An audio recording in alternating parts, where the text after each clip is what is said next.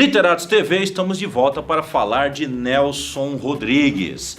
No bloco anterior a gente falou um pouquinho da vida, né? Vamos falar agora um pouquinho da obra, né? Ele tem essa extensa obra jornalística e tal, mas eu acho que o que é mais importante mesmo é o teatro, né? Ele começou porque achava que ganharia algum dinheiro com isso. Sim. E estreou em 41. 41, isso. A Mulher Sem Pecado, né? Mas essa peça não teve muita repercussão, não. Não teve, e aí uma coisa que deixou ele um pouco assim abalado, ele até comenta nas clássicas confissões dele, e vai acabar tendo sucesso 2 anos depois com O Vestido de Noiva, e inclusive como o Rui Castro comenta e vários outros estudiosos do tema comentam, teve também uma participação muito importante do diretor polonês que veio da Polônia para o Brasil na época da guerra, exilado, que é o Ziembinski.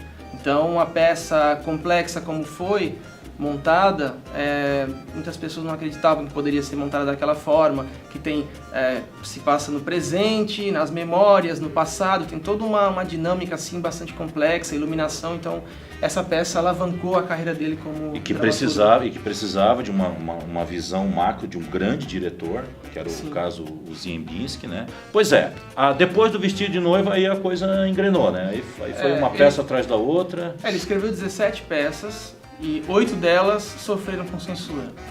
Então, talvez a censura também tenha sido uma forma de acabar chamando a atenção, né? O que ele escreveu, o que ele falou, né? Por isso que ele é um cara assim que acaba sendo criticado tanto por setores, e continuamente criticado por setores chamados progressistas e setores mais conservadores. Uhum. O teatro dele tem essa característica e por isso que o Nelson continua vivo. Pra ti, qual é a melhor peça dele? Olha, O Vestido de Noiva, tem algumas. O Beijo no Asfalto, sobre o qual já foi falado aqui no programa, eu acho que ele traz muito é uma tragédia carioca, e traz muito da questão do peso da imprensa sobre a vida das pessoas, né? A influência que a imprensa pode ter na formação da opinião de cada um. E como ela pode desgraçar, às vezes, a popularidade, às vezes a moral, ou como chamavam a honra das pessoas. Eu acho que o Beijo no Asfalto tem O Anjo Negro, que fala sobre a questão do racismo. Eu gosto de todas, né? Eu li quase todo o teatro Nelson Rodrigues. Agora eu não tenho a menor dúvida, para mim, a grande peça, né? Aquela peça, tanto do ponto de vista estrutural da escritura, né? Dos diálogos, como a temática, a maneira como ele coloca, né? Essa questão do conteúdo é O Beijo no Asfalto, né? Tem A Vida Como Ela É também, né? As que seriam continhas, e parece que ele fez mais de 2.000, né?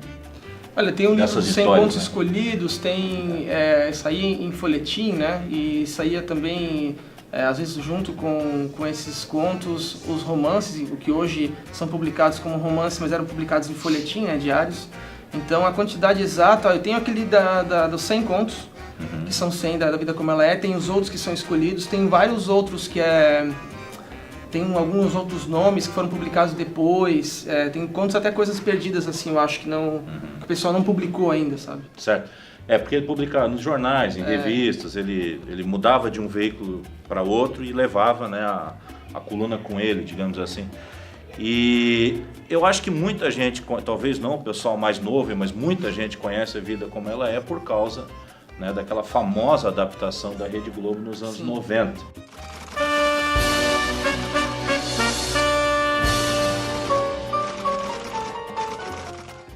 Que eram episódios que passavam no Fantástico, muito bem produzidos, né? Apresentado por José Maier, e que aquilo também causava, né, uma grande polêmica.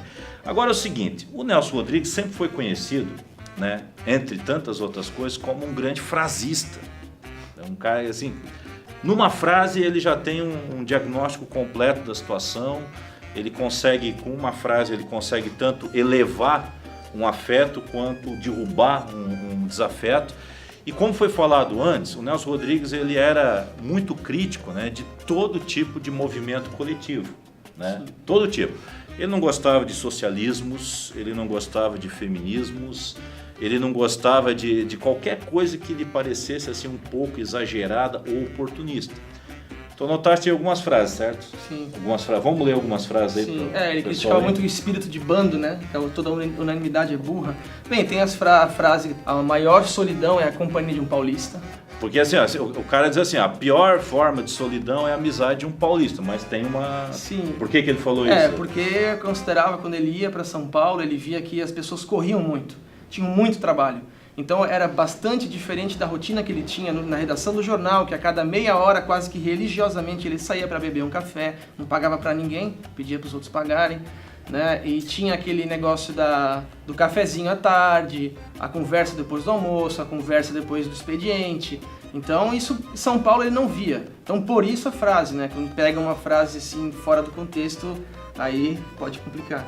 Então ele é um autor que hoje em dia seria absolutamente politicamente incorreto. Correto. E eu creio que a gente não pode fazer seria anacrônica essa comparação, mas ele, como se considerava um ex-covarde, dizia que não tinha medo das esquerdas, acho que ele continuaria falando e iria enfrentar como enfrentou naquela época também. Mas certamente, né, enfrentaria uma carga de oposição muito maior, né? Muito mais organizada e muito mais pesada, né? Sim. Tiago, obrigado aí pela participação, né? Nelson Rodrigues está aí em todas as bibliotecas, nas livrarias, na internet, é um autor que vale a pena conhecer, né? Ele tem esse lado meio caricato aí que todo mundo fala, mas se você for ler mesmo, você vai ver que não é bem assim. Ele fala algumas coisas ali que, pelo menos na minha opinião, são cada vez mais necessárias, né, hoje em dia. Literatos TV.